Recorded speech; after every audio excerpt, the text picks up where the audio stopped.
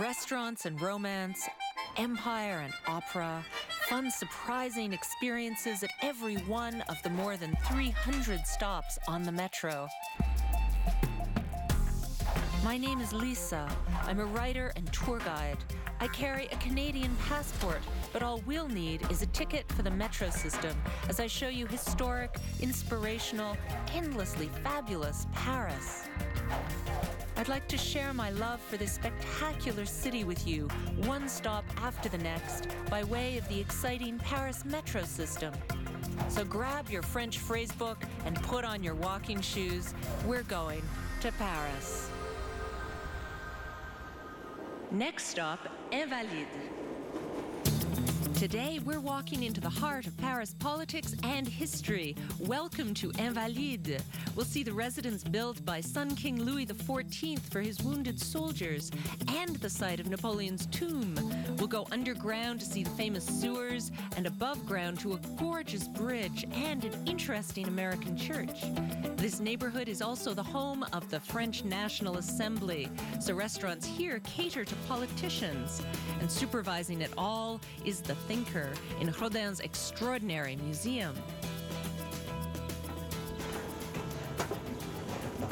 Welcome to Invalides. This neighborhood is mostly known for its government offices and important, impressive residences, but it's a wonderful place to come to see several really important museums.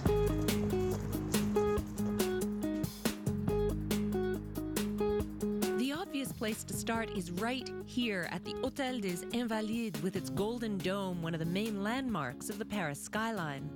The metro station Invalides is named for the magnificent museum behind me. Louis XIV built the Baroque building in order to house his wounded war veterans from the innumerable battles fought during his reign. That's where the name comes from, Invalides, the invalids who lived here. This building project was the largest taken on by Louis XIV after Versailles. The important building features Louis XIV as king on a horse as you go in, and all the upper windows are surrounded by armor, which now refers nicely to the incredible armor collection in the museum, but originally it was a reference to the battles that the veterans who lived here had survived. When Louis XIV built the Hôtel des Invalides, the veterans of his armies were miserable. Often too badly injured to work, many survived by begging on the streets. The king felt pushed by shame and public demand to house the veterans of his many wars. Finished in 1674, the building housed a hospital, 2 churches, and workshops for shoemaking, tapestries, calligraphy, and lighting so veterans could work. The hôtel wasn't a hotel, but it was a long-term residence. Soon, nearly 4,000 people lived here, with military and religious discipline that weren't always to everyone's liking. But at least here, veterans were fed, housed, and had access to medical care, which was very radical for the time. Invalides still serves the same purpose today. There's a leading medical institution attached to the Ministry of Defense and Veterans Affairs that specializes in those wounded in war. Invalides is closely associated with 2 of the best-known leaders in French history. First, Louis XIV, the Sun King who built this facility, and then Napoleon, who began his career as a brilliant military leader. Napoleon made the church into a military pantheon by making this the final resting place of Turenne, a French marshal. L'Église du Dôme is one of the most spectacular religious buildings in the capital. It's easy to spot the Golden Dome from observation points across the city. Renovated in 1989 during the bicentennial of the French Revolution, they used 550,000 leaves of 24-karat gold to restore its luster. This is one of the most visited places in Paris because this is where you'll find the tomb of Napoleon I. Before his death, Napoleon said, "I want my ashes to rest on the banks of the Seine amidst the French people I love so much." The emperor died on the island of St. Helena in 1821, and 19 years later, in 1840, after much discussion, he was finally repatriated to Paris and given a state funeral.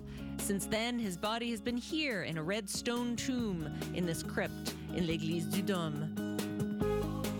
Napoleon began as an artillery officer, but he had a genius for administration. He himself believed that his civil code, still in use, was his most important accomplishment. In the gallery surrounding his tomb, a series of carvings detail his most important achievements. Called the Little Corporal for his diminutive height, Napoleon was an outsized figure in European history, and he continues to fascinate visitors today. All through the Invalides, you will see cannons lined up. Now, these are not fake or replica cannons. These are from actual wars dating back centuries that have been used by the French or captured by the French. Some of the cannons have graffiti from different wars and centuries. Some of the cannons also have damage from the battles they were in.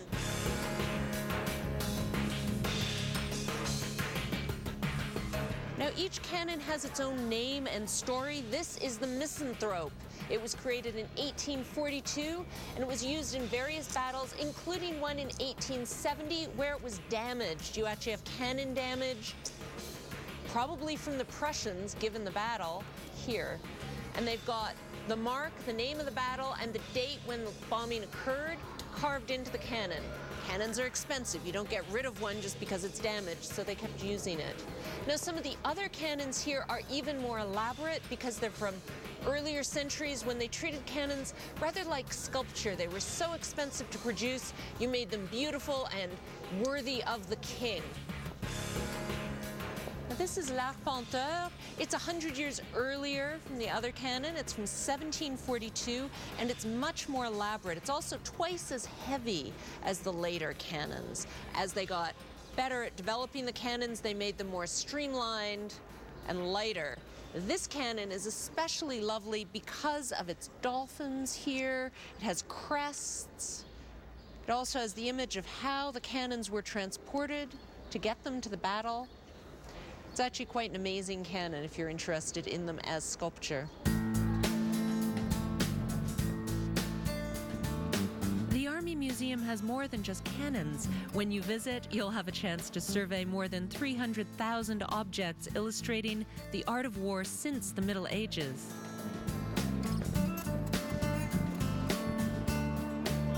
The collection includes all kinds of weaponry, but also photos, archival footage, uniforms, and models of battlefields.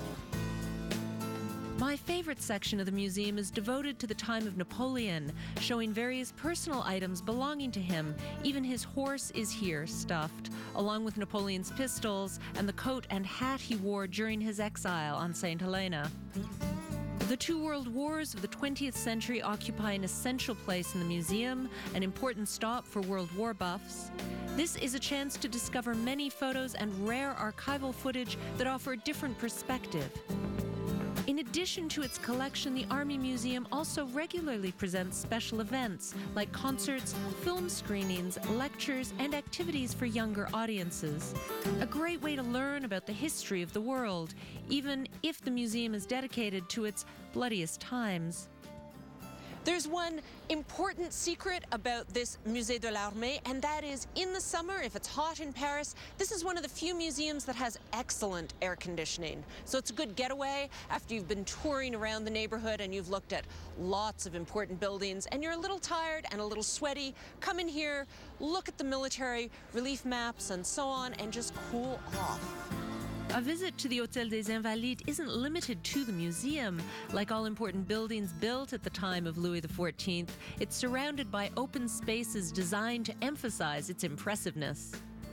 Behind me is the Esplanade of the Invalides, a lovely green space which has been filled temporarily with buildings during universal exhibitions in the 19th century. These days, though, it's mostly used by kids playing frisbee and soccer, especially on the hot days of summer. After you visit the Invalides, you can take a stroll through the gardens which surround the museum. They're filled with all kinds of geometric topiary. In the 17th century, the French garden was much more than an art. It was a science. Louis XIV was obsessed with gardens, as you'll see if you visit his palace at Versailles. Those palace grounds were designed by Le Notre, and it's this man's genius which influenced French gardens throughout the ages. The Jardin de l'Intendant here features classic paths that wind between lawns and topiary, trees trimmed into geometric shapes. You'll find the statue of Jules Hardouin Mansart, the first architect for Louis XIV. Mansart completed work on the Church of the Invalides, a project initially designed by another architect. Mansart is remembered for his mansard roof, as well as for his designs of famous buildings, including the Grand Trianon at the Château of Versailles. This is Parole Portée, a more contemporary sculpture, a fountain by Nicolas Alquin.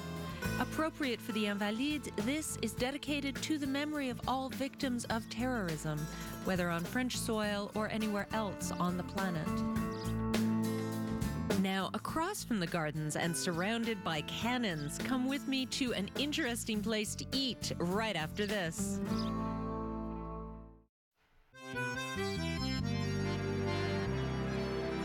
Welcome back to unexpected, exciting Paris. We're visiting the city around its metro stations, and today we're exploring Invalides, a neighborhood of history and politics. Here we are at Café de l'Esplanade, marvelously located beside the Invalides. Now, what I like about this cafe is that it serves food all through the day. You can pop in for something at breakfast time. I'm here at brunch between the morning and lunch rushes because I want something light to get me going for the day. Now, you can also come here and order foie gras and oysters and just go to town on a huge meal. So you really have all kinds of options here. Merci. I have a salmon omelet. The salmon is inside the omelet, I'm assuming, because I can't see it right now. And potatoes, and of course bread and butter. And I love the fact that in France, when you order a Perrier, it usually comes with its own little lemon slice. Very classy.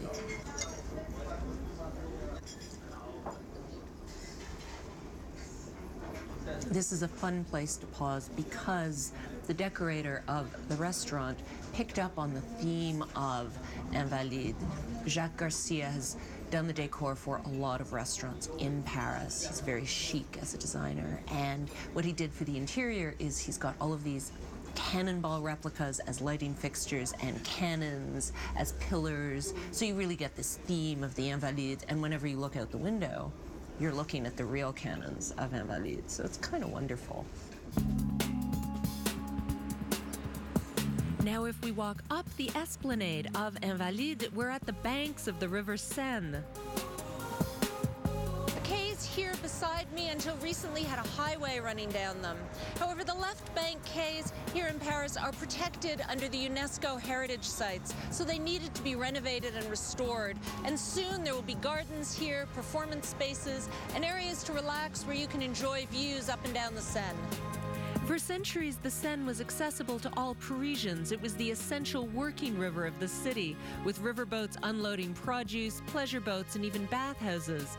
But in 1967, French President Georges Pompidou turned the riverbank into highways. Fortunately, today, the riverbanks are being taken back so the people of Paris can enjoy them once again. The Invalides is on the left bank of the Seine. The city has always been closely associated, even defined, by its beautiful river.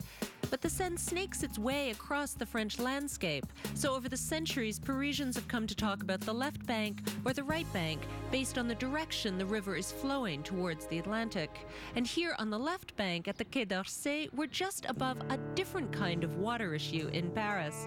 Follow me. Welcome to the sewers of Paris. There are tunnels under here that date back to Napoleon I. It's a vast system that can actually be visited today, and it's quite interesting because you find out all kinds of details about the history of the city and how this big metropolis actually functions today.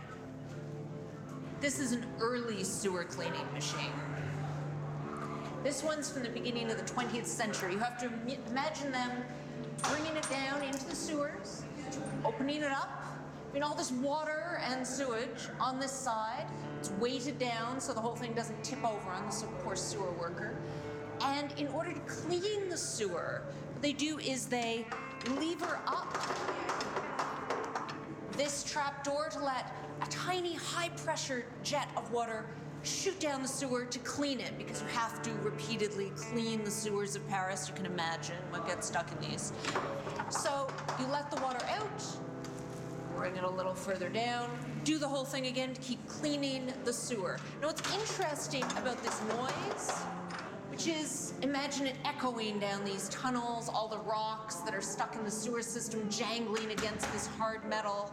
The noise reminded the men in the early 20th century of a machine gun, because most of them had been through World War I.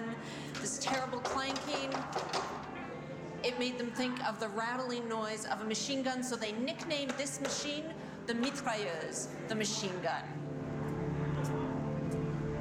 Imagine working in sewers this big, human-sized, just large enough for a person to get down and clean the sewers and work, but really not great for someone claustrophobic like me. Now, in the sewers, not only do you obviously have the sewage, but the sewers of Paris are crucial because they also bring all the drinking water to every building in Paris, and it's here where the telephone lines are. So all those cables all across the city, they're also in the sewer tunnels, as are the electrical cables that control the traffic lights that Parisians tend to ignore. But, you know, they're here in the sewers. Now, every sewer tunnel, some of them are a lot bigger than this, but a lot of them are small. Each one is labeled for the street it's beneath, in case you get lost, so you'll know where you are. Imagine the entire plan of Paris, all these beautiful streets. Beneath each one, there's a sewer. Napoleon III hired Baron Haussmann to renovate the city of Paris, and one of the key things to implement in the plan was an entirely new sewer system to update, enlarge, and overall modernize the way sewage was treated in the city. It was, in fact, so revolutionary that people came from all over the continent to visit the Haussmann sewers.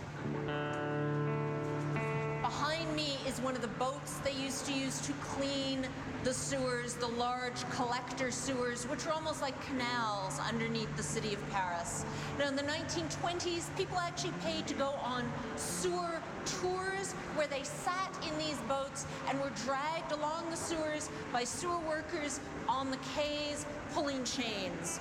I cannot imagine doing that tour, but people actually paid money to go there. This narrow sewer behind me is a good example of what's under many of the streets in Paris. Each building in the city has a connection to these sewers, and if you lose some jewelry, say a wedding ring, down the drain, you can call the city of Paris, and they will send a sewer employee to open the trap that connects from the building into the sewer, and they will probably find your ring. They use these balls to clean the smaller sewers. The smallest ones use hollow wooden balls, which actually can come apart so they can fit them into the awkward spaces for the sewers. The water pressure pushes them along and it cleans the sewers out. They also have the large iron balls for the larger tunnels. Now, Parisians, like a lot of people, throw all kinds of things into the sewer system, including on one memorable occasion, a tiny baby alligator that somebody flushed down the toilet. In 1984, the sewer workers found the alligator. He'd grown a little bit bigger, and he was still healthy. They gave him to the Paris Zoo, where he went on to have a long and much more enjoyable life. Let's leave the underworld now and step back into the sunlight. We'll walk over to my favorite bridge in all of Paris, the glittering Alexander III Bridge, right after this. We're in glittering, gorgeous Paris, exploring the area around the Invalides. Parisian bridges across the River Seine are true works of art, and this one is actually a 19th century agreement between France and Imperial Russia. This is the Alexander III Bridge. It was initially begun in 1896, and the first stone was laid by Alexander III's son, Nicholas II. The bridge is ornamented with Russian influences. The lamps are replicas of those that light the famous Trinity Bridge in St. Petersburg, and the statues at the center of the arch are the nymphs of the Neva River, which flows through the Russian city. The bridge was completed in 1900 in time for one of the international exhibitions. Everyone flocked to see the bridge because of its single span crossing the Seine, which was an engineering feat for the time. The tall statues installed on blocks at either end act as counterweight for the bridge. On the right bank, the statues represent science and art. On the left bank, commerce and industry. The bridge is one of the most popular places for wedding photos in Paris, especially because if you line it up just right, you get the beautiful sculptures of the bridge and the Eiffel Tower in the background. It's a little bit ironic that there's a bridge testifying to French-Russian allegiance facing the burial space of Napoleon, considering that Napoleon waged war against Russia, invaded the country, and eventually lost that battle. Certainly, the emperor would not have appreciated the bridge. But over time, international relations change and countries sign new agreements. This area is the political heart of Paris, and we can walk from the Russian-influenced bridge to the interesting American church in Paris, a place I visited often when I was first getting settled in the French capital. Today, I have an appointment with Pastor Scott. Hey. I'm Lisa. Nice to meet you. I'm Scott. Lisa, welcome to the American Church. Thank you so much. Looking forward to seeing more of it.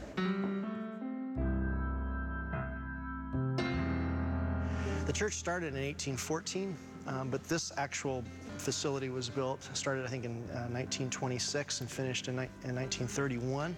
The vision was that we want to have a monument both to honor God, but also honor the importance of Franco-American relations, that we've always been good friends over the centuries, really. Yeah. And so we wanted to, I think the Americans had the vision, the foresight to build an edifice that had some grandeur and showed honor to the French as well.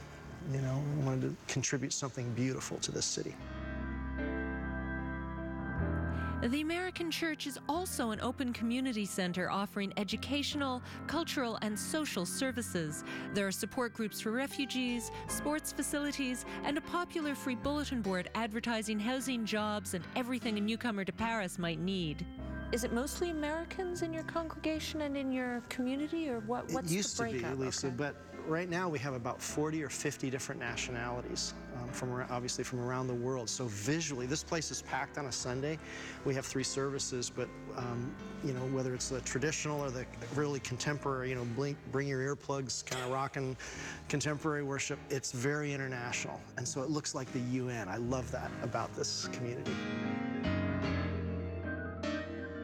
This is very unique in that you're going to have, not too many Protestant churches are going to have Pope John the 23rd, who is a reformer in Vatican II, John Wesley, who is reformer of the Anglican Church, the Apostle Paul, reformer of Judaism, Martin Luther, German reformer, yeah, and Jean Calvin, the French reformer. Right. As well as Dr. Martin Luther King Jr., the Baptist reformer, who preached in this pulpit in 1965, yes. And that's very humbling for any preacher who knows that, to get up there and speak where Dr. King preached.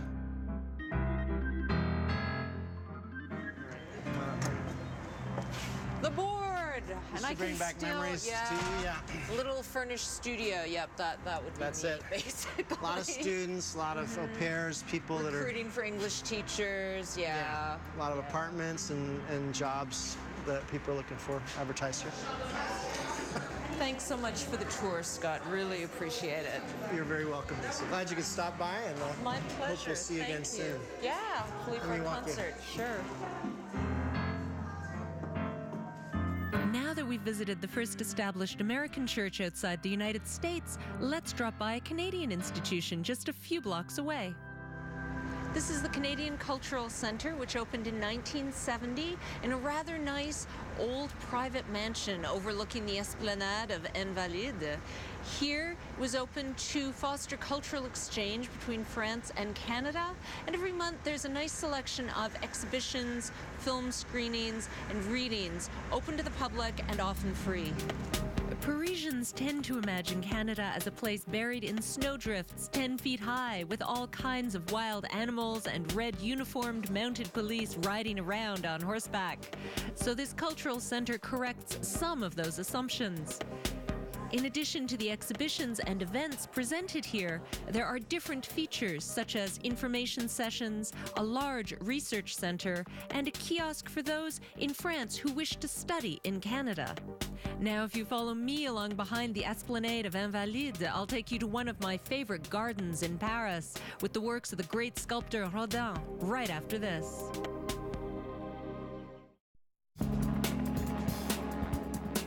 We're exploring the area surrounding Paris subway stations, and today we're at Invalides. This neighborhood is crucial for French politics, and several major government offices are here. We'll start at number 37 on the Quai d'Orsay. This building dates back to the mid-19th century and houses the Ministry of Foreign Affairs. This is where the major decisions for foreign policy of France are made, and where foreign diplomats are welcomed when visiting Paris. And next, let's look at the center for French politics. If you're a French politician, this building is extremely important to you because this is the main entrance for the National Assembly, the main French House of Parliament. The National Assembly is installed in the Palais Bourbon, which takes its name from the Duchess of Bourbon, the daughter of Louis XIV and his mistress, Madame de Montespan. Over the years, the building has undergone many renovations, particularly with the facade, which was rebuilt during the reign of Napoleon to match the Greco-Roman appearance of the Church of the Madeleine across the river near Place de la Concorde. The National Assembly has been home to the French government since 1798. You can actually go see the politicians do what they do by visiting the National Assembly in session. You have to get your ticket in advance, though, either online through their website or by phoning. A parliamentary session can be very quiet like this one, or extremely hectic. It all depends on the agenda and the topics being discussed. If you decide to observe French political life up close, you should know that the rules are really strict. You must remain silent at all times as a member of the public, and you must refrain from intervening in any way. Otherwise, you'll be escorted out by security guards. But if you can behave yourself, you can take the opportunity to admire a beautiful room that has witnessed the history of France since the late 18th century. For a really original souvenir of your trip to France, there's a shop at the National Assembly where you can buy a bust of Marianne, the symbol of the French Republic. Or flags, cockades and pens, books, baby accessories, and of course gloves, potholders, and socks marked with left or right. This concept of left or right parties dates back to the French Revolution. During meetings, the pro-monarchy deputies were seated at the right of the chairman, while the progressive pro-people MPs sat on his left. This division still exists in parliamentary systems around the world today. Behind Invalides is the wide Avenue Breteuil, beautiful walk down, and if we go there, we'll discover some really interesting monuments.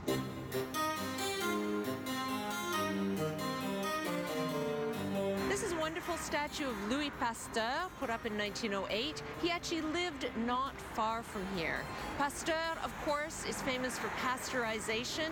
The statue is wonderful because it features pastoral scenes with cows. Milk, of course, is one of the things that Louis Pasteur changed forever, extending our life expectancies.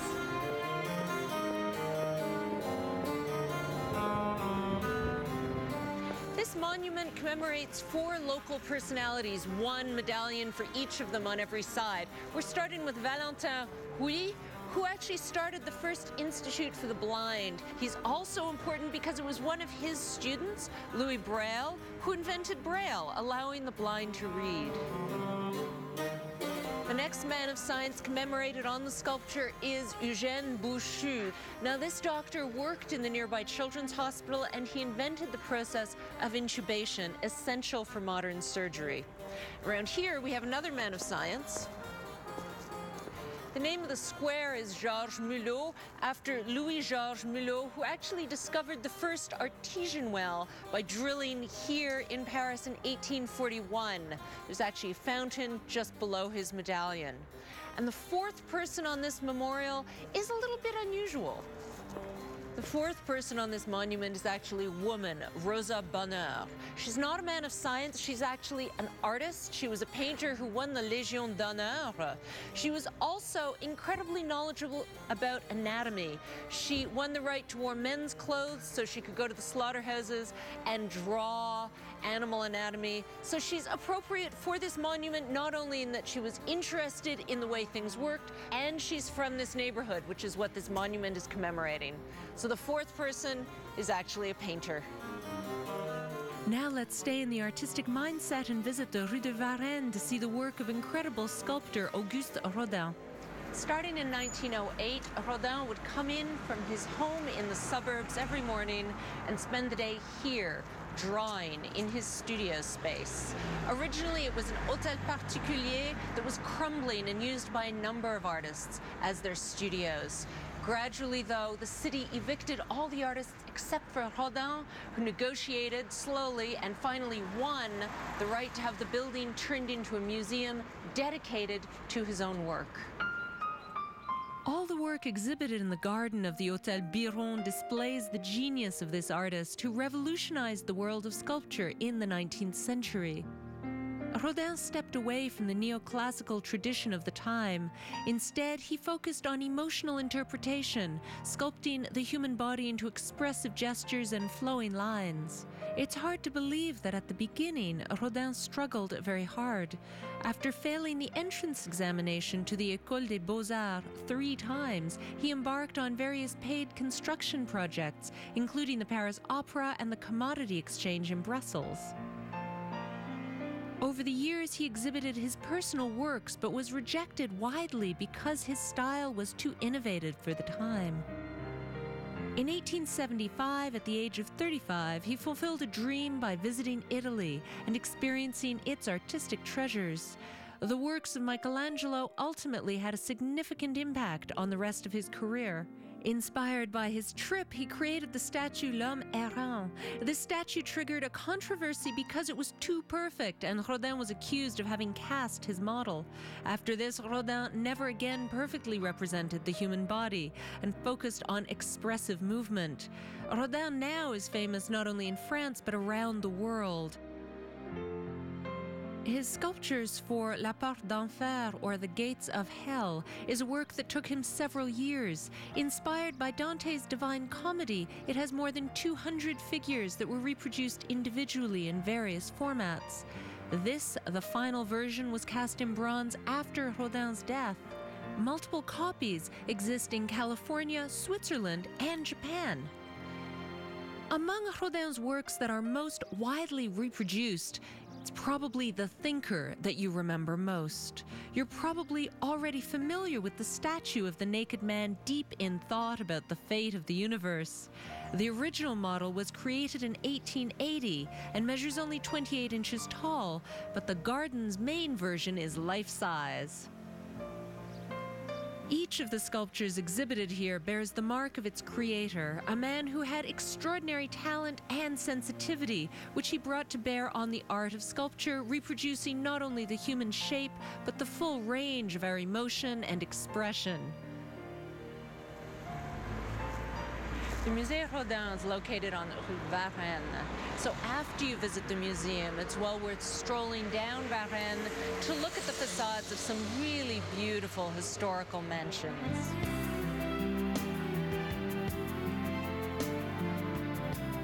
This 300-year-old mansion was the site of the most spectacular party of the 19th century. 3,000 guests were invited to revel here. However, these days, it's much more serious because the Hôtel Matignon is actually the official office of the country's prime minister.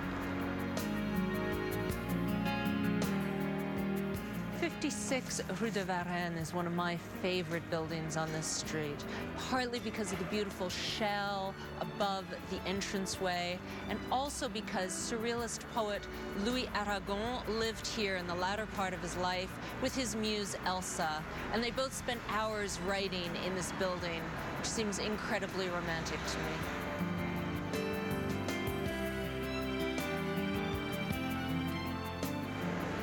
American writer Edith Wharton was the first woman to win the Pulitzer Prize. She wrote The Age of Innocence, among other novels, and she spent a lot of her life in France. Some of her happiest years were here in Paris, living in this apartment. Even though I've been living in Paris for years, there's one traditional Parisian thing I've never tried: spending an afternoon fishing on the banks of the Seine. And near the metro Invalides, there's a shop specializing in fishing gear, right after this. We're in Paris, a city built around a beautiful river, and the Seine has many fish and fishermen.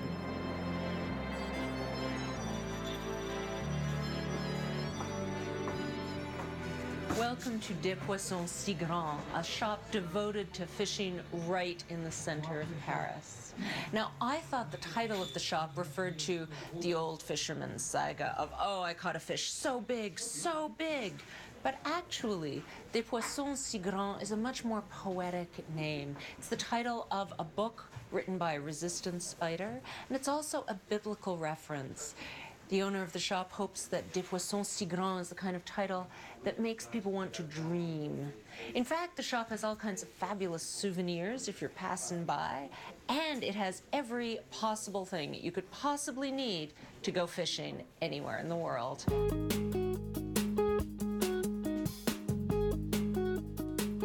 A lot of the fishing lures actually come from Japan, and they're arranged in this shop rather the way they would be in Japan, i.e. in very careful organization that doesn't take up much space.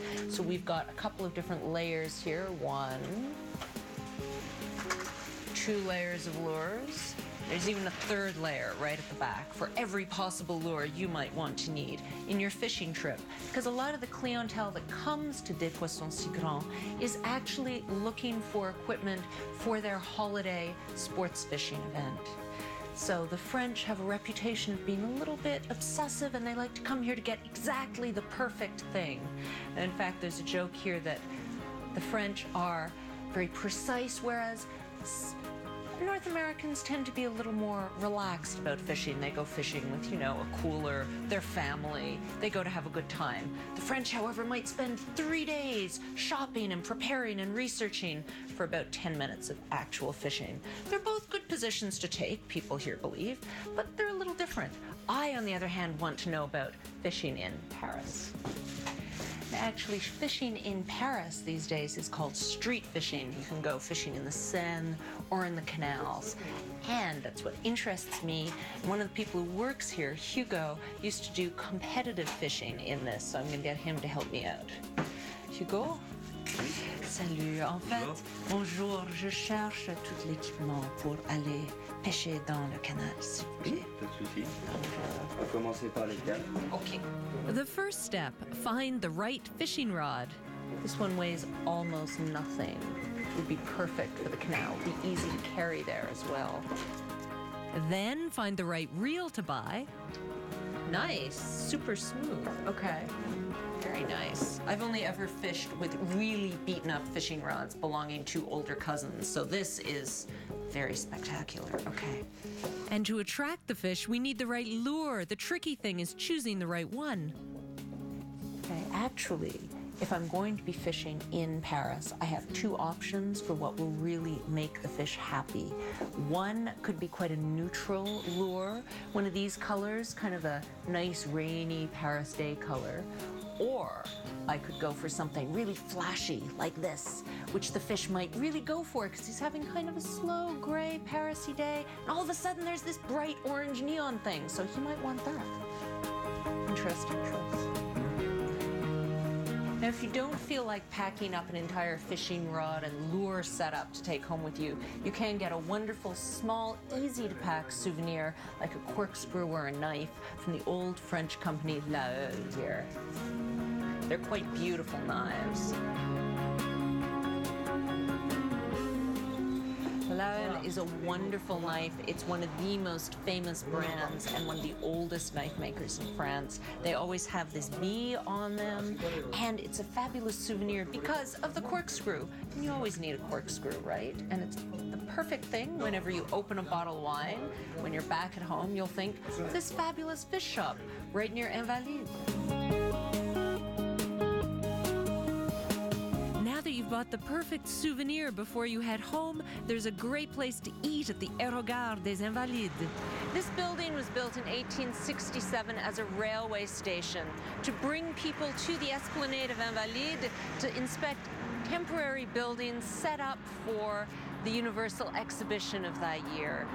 These days, though, the building is used as a bus station where you can catch a bus to either airport. And before you head out to the airport, you might want a nice meal, and there just so happens to be a great restaurant in here.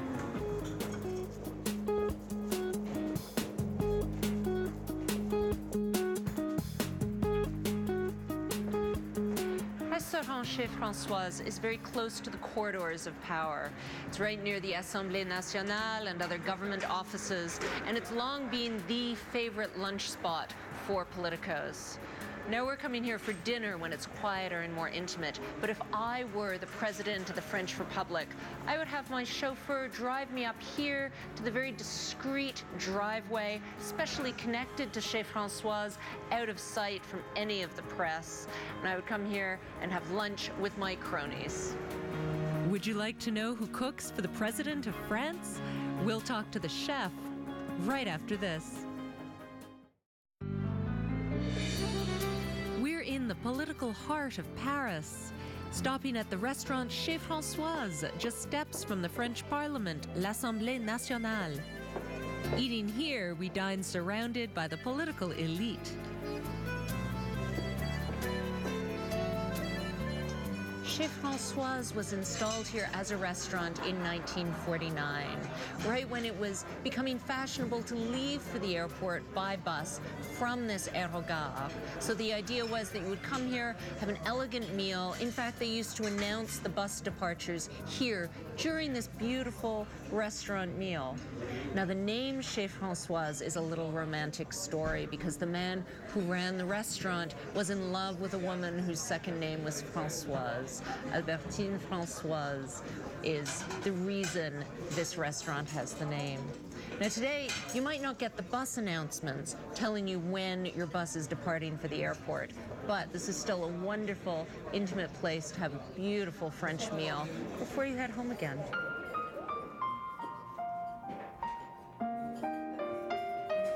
I have decided what I'm going to order. I'm going to have today's wild fish recommendation because, of course, here for Chez Françoise, they come up with a special menu every day. And tonight, the fish special is a bar done in its own white butter sauce, and it's got green asparagus, the first of the season, so it's a very spring dish that I'm ordering. Now I'm not meeting the President of the French Republic tonight, but I'm meeting the President of the Kitchen. Come backstage and meet Chef Philippe Leglise. Bonjour, Lisa. Enchanté. Alors, ce soir, j'ai commandé le bar. So, Chef Philippe has just explained to me that because the green asparagus from Gascogne, which is a region in France, have just arrived, he decided to pair that with the bar, which is now in season. And he accompanied it with a white butter sauce, which is a beurre blanc, very traditional French cuisine style of sauce, but it's a very delicate one. It's not one of the heavier sauces, so it won't overwhelm these asparagus that are brand new and one of my favorite things. This time of year, the beginning of spring, is his favorite time, season-wise, to start preparing new menus because you suddenly have these new vegetables that start coming in, and that's actually a wonderful new palette for the chef to work with. That's actually really interesting. The tiny green rounds in the potato puree, the mashed potatoes they prepared with olive oil, is the ends of the asparagus that they've sliced. Oh, it looks beautiful. In a traditional French kitchen, every plate gets its own sauce. So here we have the sauce selection, which is really wonderful if you're a fan of French cuisine like I am. I mean, starting over here, we have BB, which stands for beurre blanc, which I'm having with my sauce. And then we move along to the sauce of the day, which is labeled jour. Then we have this sauce, which sounds amazing. It's sort of a creamy white wine sauce, and it's finished off with Nuit, the wine. Next up, there's a mascarpone sauce, an Italian cheesy sauce that has truffles in it. I can only imagine what that one's like. And then further on, you have more of the meaty sauces over here that go on beef, more jus kind of style sauces. So each of these comes from a really distinct tradition in France and has hundreds of years of history associated with it.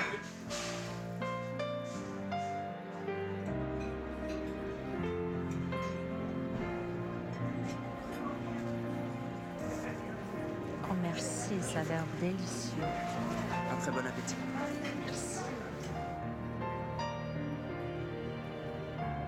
J'adore le bar et la sauce et les asperges. J'adore tout, en fait. Je viens d'essayer les pommes de terre, mais je pense que je vais adorer ça aussi. Bon appétit. Merci beaucoup. That was a lovely day at Invalides. First with the center of military history and also the center of political power in Paris and in France. Let's see what we can get up to next time on Paris Next Stop.